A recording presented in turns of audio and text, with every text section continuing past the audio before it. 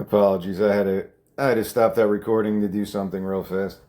So this is part two. I was talking about the Beatles, Taxman when I cut that off, and it was more. It's like what they're like the Republican anthem about how taxes are bullshit. The Libertarian anthem, but the Taxman melody's so happy.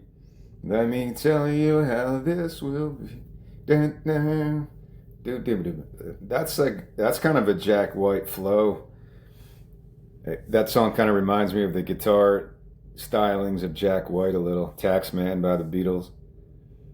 I'll include that too, because that's kind of an underrated Beatles song. I think I don't think a lot of people talk about that one.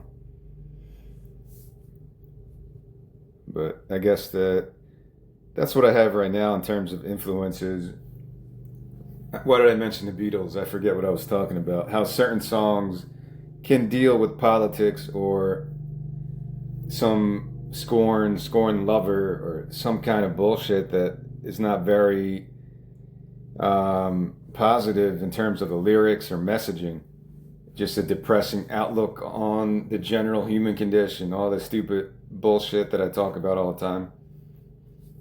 But bands like the Black Crowes, or I don't know Jack White enough, but they do like happy, uplifting, high energy, major chords, I guess, in a lot of their songs. Like I'm not really educated enough to make a statement like that. I don't know Jack White's music, if he favors major or minor chords or mixes them together. I really don't know. But I feel like the Beatles kind of mixed it up, all kinds of weird song structures. But every song has an overall atmosphere that you can say, well, that made me feel happy, or even a sad song can make you feel happy. But I want this album to be high energy and not any ballads, because I just went through an album of ballads, and maybe I just want to go in the opposite direction because now the weather's getting nice. When I think of nice weather, I think of music festivals. When I think of music festivals, I think of loud, upbeat, high energy music and thousands of people just going nuts in the crowd. Like I mentioned the Coachella, I saw the Jack White performance of Seven Nation Army, and that'll be what I share today, because that's what maybe motivated me to look up Jack White stuff. He happened to be on Saturday Night Live, and then I looked up some podcasts. So I think that's what's leading the charge of this one. If the previous album, Some Jump from Planes, was led by Carole King and like the Joni Mitchell sound, singer-songwriter Laurel Canyon, and this album, Wrath of the Bull, it's led by the Jack White blues approach. And I'll have to think of other bands that kind of fit that. Maybe Black Crowes would be the other one I'm thinking of. But like I said about Carole King, I didn't know her stuff that well besides one album. I basically only know Jack White from a couple songs from the White Stripes and his last solo album, maybe a couple other songs that made it to the radio over the last couple years, his other solo stuff. So that's where I'm going with this. I like his guitar style. I think it's different. It's not just typical rock or typical blues. He's got a weird kind of sense of what he wants to create in terms of a new sound. So I respect that. But I'm showing my '90s overly masculine approach. Because I listened to Rage Against the Machine in the '90s, Chili Peppers. It's not like it was like crazy masculine, like Pantera, just crazy testosterone. Every wrestler comes out to Pantera or some Slayer shit. I never got into that much of testosterone rock. Or when I think of Rage Against the Machine, I think of a documentary I saw about Woodstock, when they played Woodstock in whatever year that was, and it was like all kinds of crazy shit that happened. Netflix made a series about that. Whatever year that was, with early 2000s, I guess, with or late 90s with Rage Against the Machine and Limp Bizkit and those types of bands. Kid Rock, I guess. And it was just a crazy experience. A lot of fucking crazy stories from that era of rock and roll. And it was a good documentary, well made, but it just made you feel sick that was like what our generation was kind of grouped in with. Just this angry male adolescence that was very, I don't like saying toxic because somebody already termed the toxic masculinity. And I said I don't really like that term. But there is something else that's related to that kid, fuck it up for everybody else because there's a couple assholes make everyone look bad. So yeah, that period of the 90s I guess it was considered new metal, right? That was the Limp Bizkit sound and all that stuff. I didn't really get into that too much, but it was hard to escape it. If you watched MTV or listened to the radio, you would hear Limp Bizkit and Korn, and Rage was still pretty big, and bands like that. So I guess I'm going back to that era, the Deftones era. Even the Chili Peppers, they were around back then too. But I feel like I'm going more for the happy, uplifting guitar shit that is led by the Jack White sound. So that's what I'm going for with this song and hopefully the rest of this album. Recently, I heard another podcast. I said before, I'm just going podcast right now. Heavy on the podcast. I kind of gave up on listening to music for the moment. I'm getting my music through podcasts and listening to people speak about music that they love, or listening to artists cite their influences or other stuff like that. And I'm trying to just focus on music podcasts, but then I get distracted with aliens and ancient civilizations, Graham Hancock, all the other crazy shit. But if I can focus, I'm just going to try to listen to music related podcasts to get a better education. And some of those YouTube related channels that kind of go into song structure, song development, music theory, what makes a great song, the Rick Beato, which I never really explored, and stuff like that.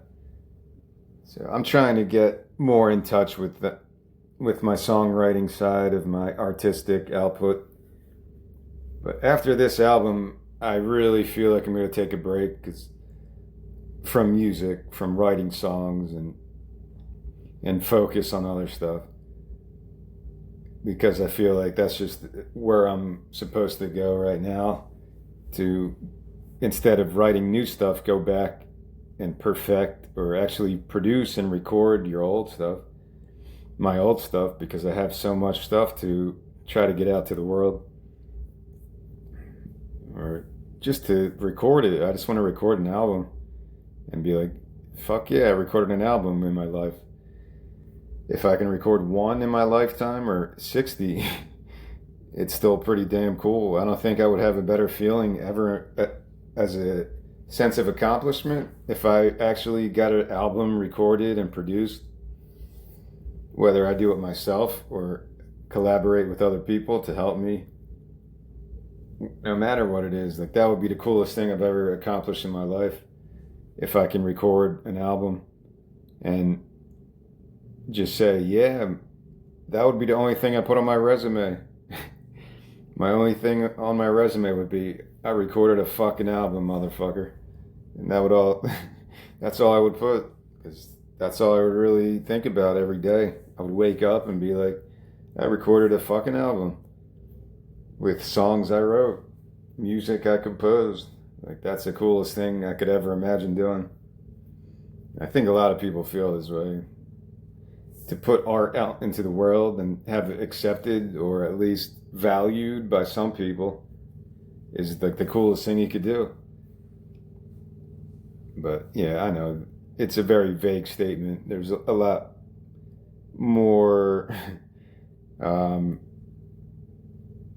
what's the word? I don't want to say useful, because music is a necessary part of life and society. But do you compare a musician to a nurse or a doctor? Yeah, it's different realms. A baseball player, it's a different realm of social relevance or social development or just being happy to be alive. I had talks like that in the past. Like, imagine life without music or sports. A lot of people don't like sports, or a lot of people don't like music. They'll just stick to their old country stuff from the 60s, or some people will only listen to hip hop from the 80s. Like, they don't want to experience new things. And they're like, baseball was only good in the 90s. Basketball was only good in the 90s because it was more violent and physical. Now it's just people shooting threes all day. There's a lot of people that believe that stuff because they experienced the Jordan era. And, well, good album, the Jordan era. If you never heard that album, it's pretty good. Saigon, I think his name is. Speaking of basketball, I'll share that album too, since it just passed through my memory banks. And if you experience different eras of history, yeah, you're going to have that album by Fredro and Saigon 2024 called the Jordan Era. It's really good. If you experience different periods of history and you're in your 40s, 50s, 60s, 70s, you could have that memory to go back on and compare life to, for better or worse. But for the new generation, yeah, they don't really have that. They could go back and listen to, Run DMC and old Beastie Boys and the beginning of hip hop, and then compare it to Kanye and compare it to Snoop Dogg and Dr. Dre. But even Dr. Dre will go back in time, so I like to keep an open mind. The talk I had yesterday was about that, just keeping an open mind about everything, heritage, people's experiences, not just in America, but throughout the world. Try to connect with people on that level. It's not hard, but it's also not easy for someone like myself who's kind of insulated, introverted for a long period of time, where I don't really experience anything. I just kind of live inside my bubble, my head, and just kind of do this every day. So it's good and bad. I'm not against like being more out there and putting myself out there, having debates, having conversations about different lifestyles, different approaches to songwriting, all kinds of stuff. But right now I'm just so introverted because I don't really know, I don't have the community to really lean on, or to get advice from when it comes to stuff like this. How do you enter the music industry? I don't want to tour. I don't want to perform in front of people. I just want to write stuff. How do I make a living doing that? It's just an unanswered question right now. But it doesn't have to be. There are people that showed how to make a successful career out of songwriting. It's not easy, like, for the type of stuff I want to accomplish. Maybe it's not as marketable because it's not, it doesn't have the corporate seal of approval as like a Billy Joel type of song. But I don't know, I mentioned Billy Joel a lot. Maybe because people hold him as like the corporate, him and Springsteen are like the two corporate sealed logos from that generation, I guess. The baby boomer seal of approval. Most people would let their kids listen to Billy Joel and Bruce Springsteen because there's nothing radical. Although Nebraska gets kind of dark, he's talking about serial killers and shit like that. Like the Bonnie and Clyde, that true story of some serial killer in Wyoming. I forget the name, but it was based on a true story. And yeah, but maybe I mentioned Billy Joel all the time because all these podcasts I listen to, he always comes up like people either hate him or love him. I love the guy. I think Billy Joel writes amazing songs, and he's a great performer. I've seen him a number of times because I've vended beer at Citizens Bank Park during his concerts. There was one time he went on tour with Elton John. I got to see that. That was really cool. But yeah, people love Billy Joel. I think his music will get passed on to the next generation because he's just got so much. His catalog is just so extensive that people will find something they like. And yeah, he is a live. To me, he's a live act. You have to see him live to maybe appreciate it. But yeah, I'm not writing songs in that vein really. He got political too. He was writing about Vietnam shit and whatever you think about that. We didn't start the fire song. It was a cool concept, and I don't think it's a bad song. A lot of people don't like it or think it's kind of socially irrelevant, but I like that song. It was pretty big when it came out, but yeah, even he was writing politically charged songs, anti-war songs, anti-establishment to some degree. But even his level of anti-establishment isn't on par with like Fugazi or Dead Kennedys, Black Flag. So if you're somebody who swears by that anarchy, fuck you, and even like the libertarian spirit has a bit of anarchy in it, no government. If you're that type of person, then yeah, you probably don't want to listen to Billy Joel talk about bottle of red, bottle of white. But I'm not 100% sure, but I think bottle of white, which I heard yesterday, was actually about amphetamines. It's not about a bottle of white wine. It's like about speed or some shit. I don't know. Don't take that as truth because I heard somebody else. I'm just repeating what somebody else said on a podcast. So yeah, even I'm sure Piano Man has some dark. There is a darkness to it. ABBA's got dark imagery, and there's a darkness to ABBA songs, even though they're so bright and cheerful.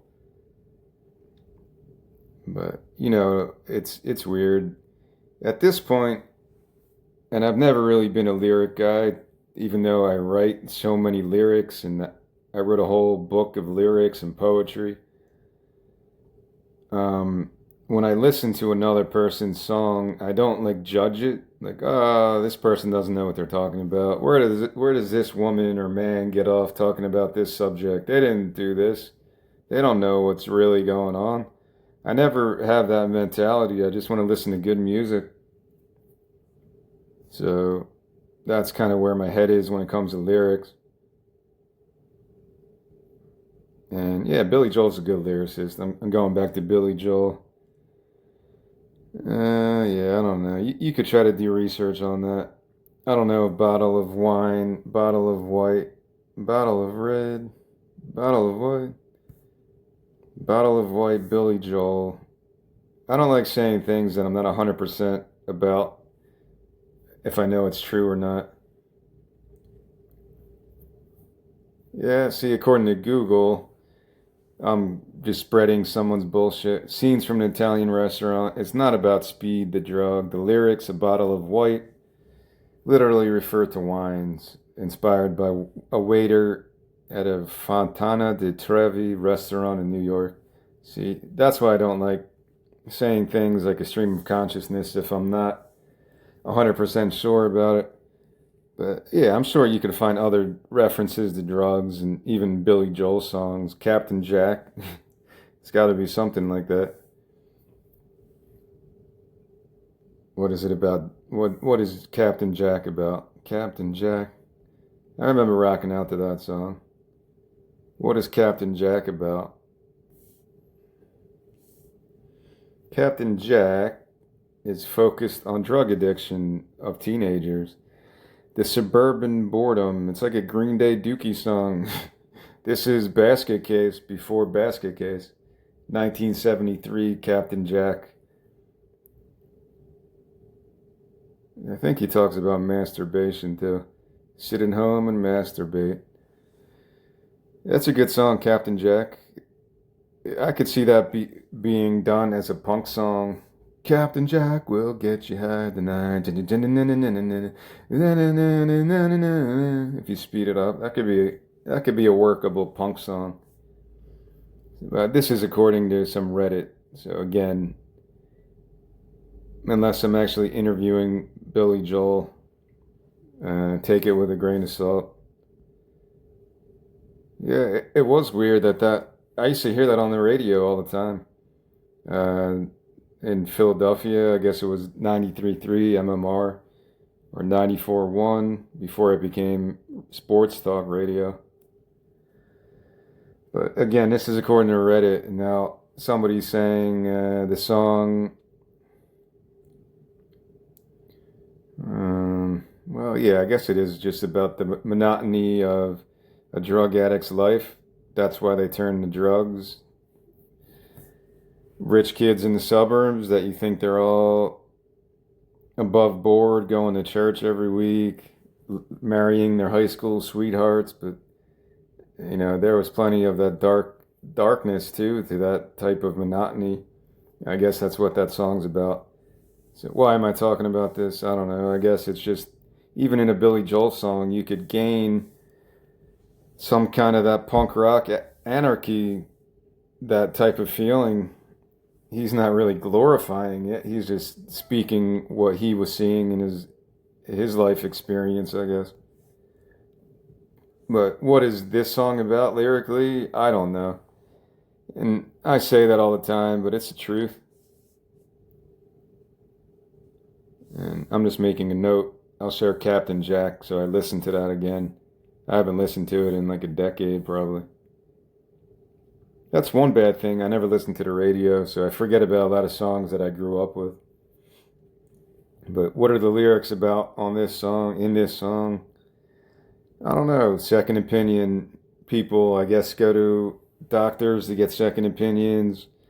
Sometimes it's almost relatable to religion, too. Maybe one religion doesn't work, so you go for a second opinion, second God somewhere else. Try to find God somewhere else. It could work on a lot of different levels, I guess. Second opinion about politics, about anything. And maybe that's what's lacking in a lot of political. I'm just trying to grasp at straws now and try to come up with some meaning to the words I just wrote. Because I didn't write this with any specific meaning in mind. I just like the second opinion type of hook. For a second opinion. Dun, dun, dun. Well, at first it was like the Rage Against the Machine type of chorus. I just liked how it sounded, and that's how the song developed.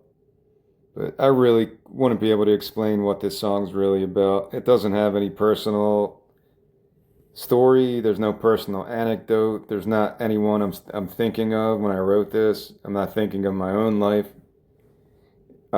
Maybe it's a critique of how we live in this merging of capitalism, socialism, communism, utilitarianism, all these different isms that kind of try to merge together in harmony, but it's kind of difficult in certain areas of society, like healthcare.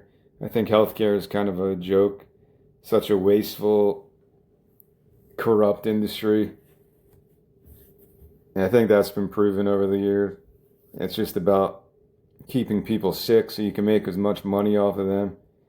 Yeah, that's a cynical approach to things, and people would counter with saying, "Well, go live somewhere else, see how their healthcare system is. Why do you think people come to America to get the best healthcare in the world?"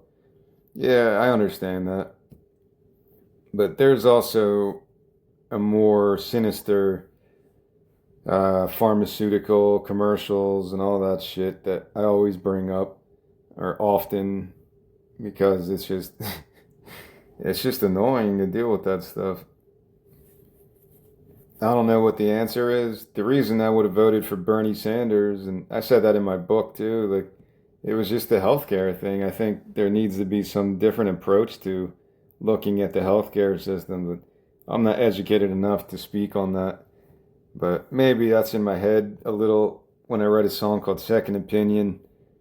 Because people do that. You get a bad diagnosis and then you have to go somewhere else and get a second opinion, or even more than that, until you feel comfortable. It's fucking weird. It's such a corrupt system. But it's better to just stay away from it as much as you can. Keep it out of your head and just live your life. And there's a there's a beauty in people that don't believe in modern medicine. And I know a lot of times those people are accused of child endangerment, and sometimes the government or the a judge will say, take that child out of that home because the parents are denying them cancer treatment or some kind of medicine because they believe in only being healed by God. And it's a tough issue. It probably had something to do with the COVID times too. That was in my head during COVID. And there's a beauty in that, but it's a dangerous kind of beauty. You put all your faith, like, maybe God gave humans the ability to invent heart transplants, and well, what are pharmaceutical pills? They're just like plants. They're just chemically produced in a lab, but they're probably the same effects as healing plants that God put on earth, if you want to believe that. And God helps those who help themselves, right? That's one of the big cliches in most religions. So I said there's a beauty in it because there is. You want to, that's how people lived in the past before all these fancy pharmaceutical products that most people probably can't even afford anyway. But there's a beauty to that.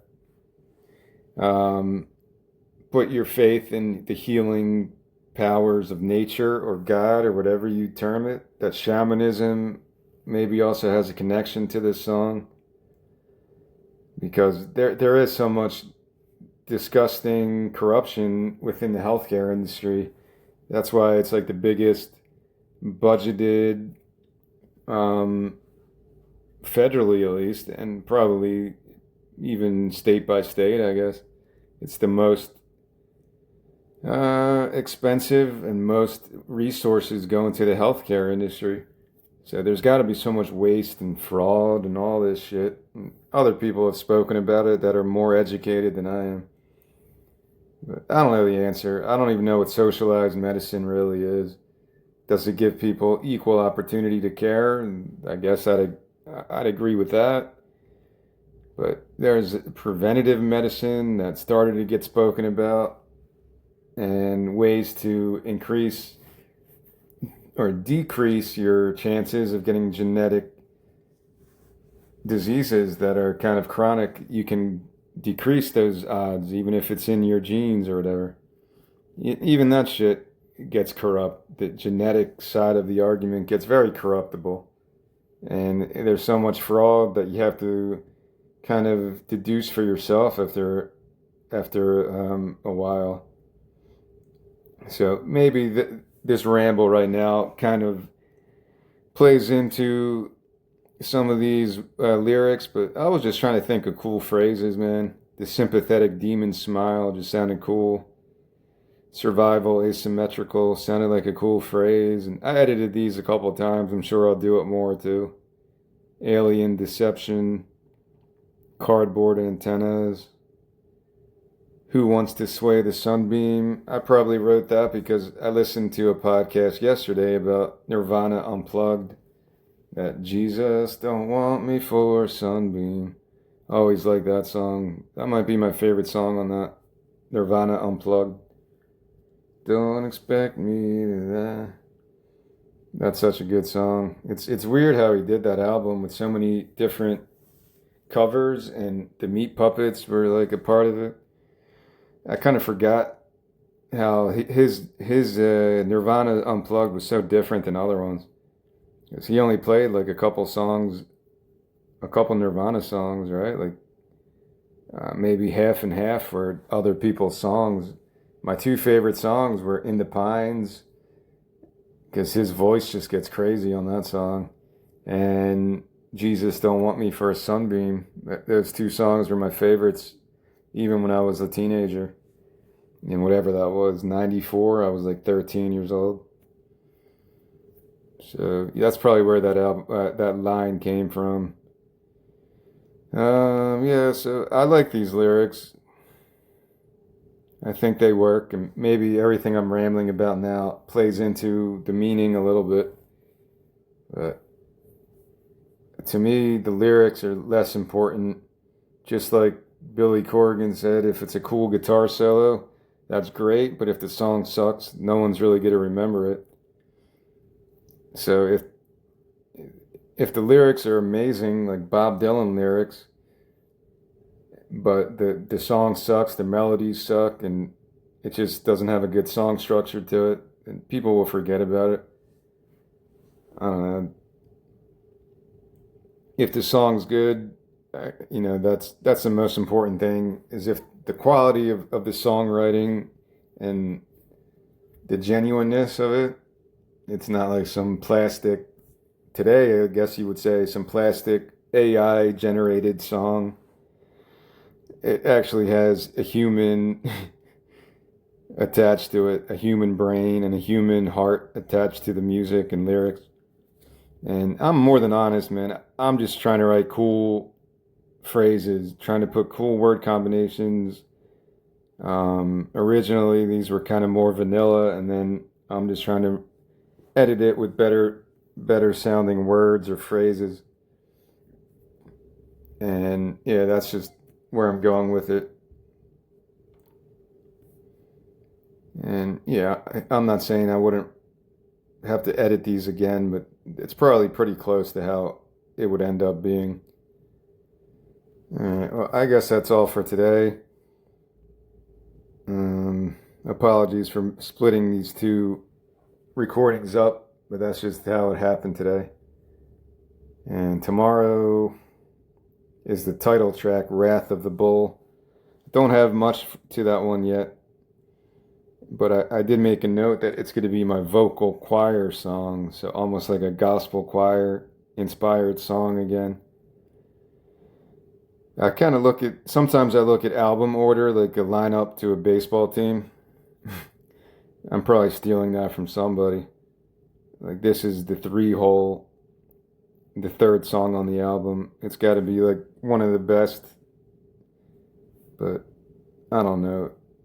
Until the album's actually a finished product, I'm not going to worry about song order or how songs flow until I actually hear stuff and get people's opinions. But these are how the songs just escape from my brain, so that's the order I put them in. And I'm just going to run with that for now and not worry about it too much.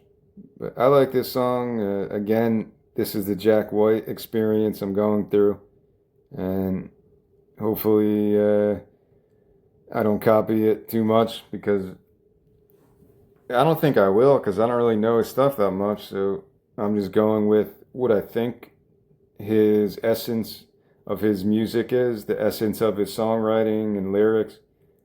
I don't think I'm ripping him off at all. Like, this song honestly reminds me more of Rage Against the Machine. And a second opinion. Dun, dun. Like, I hear the Tom Morello guitar solo coming in there. I'm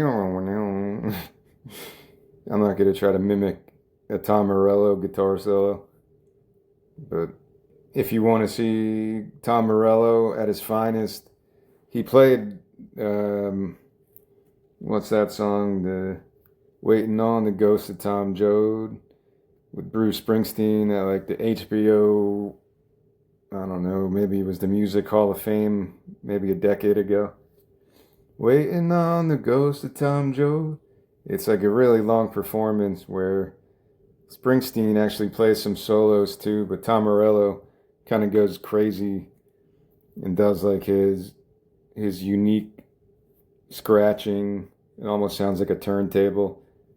But yeah, he's an amazing guitar player. So check that out too. But that's all for now.